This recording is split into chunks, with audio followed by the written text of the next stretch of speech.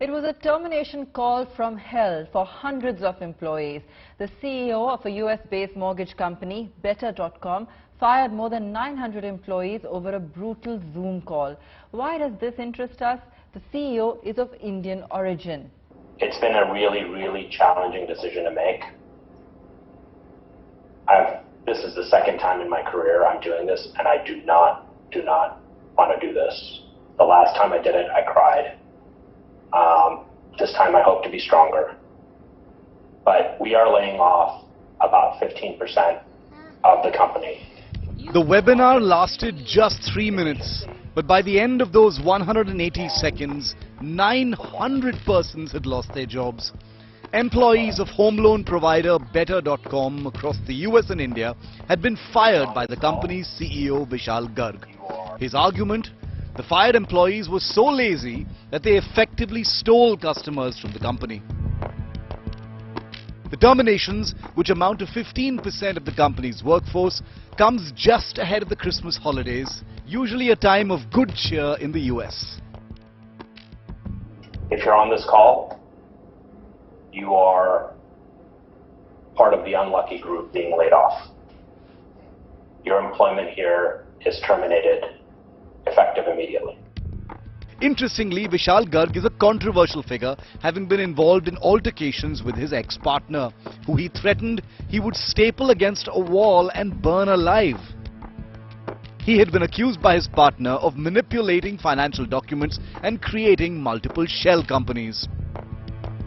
This comes at a time when Indians across the world have been basking in the glow of Parag Agrawal being appointed the CEO of Twitter, of the fact that Indians are ruling tech boardrooms worldwide. Thank you for each and every one of your individual contributions to Better. People online have been sharing this video on social media platforms, with many slamming the founder CEO of Better.com for his actions. Interestingly, the SoftBank-backed mortgage lender announced in May it was going public and last week received $750 million in cash as part of the deal. The company is now valued at $7.7 billion, making it ironic that the cash-rich company had to fire so many of its employees. Bureau Report, Business Today Television.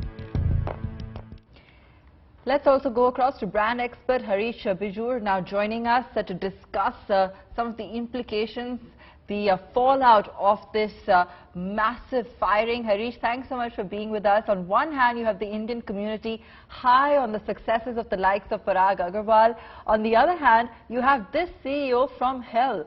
How does this affect the image of the Indian global CEO?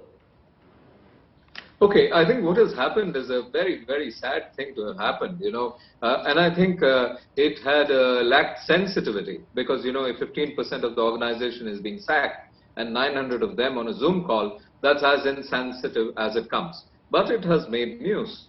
The point I'd like to make is that if we tend to own a person of Indian origin to be a CEO who's a success out there in the United States of America, the latest example was the Twitter CEO, I think we should own even, negatives. So I think it's sad. But at the end of the day, I don't think, a CEO has a nationality. To an extent, it's business. And most of the time, it's business as usual.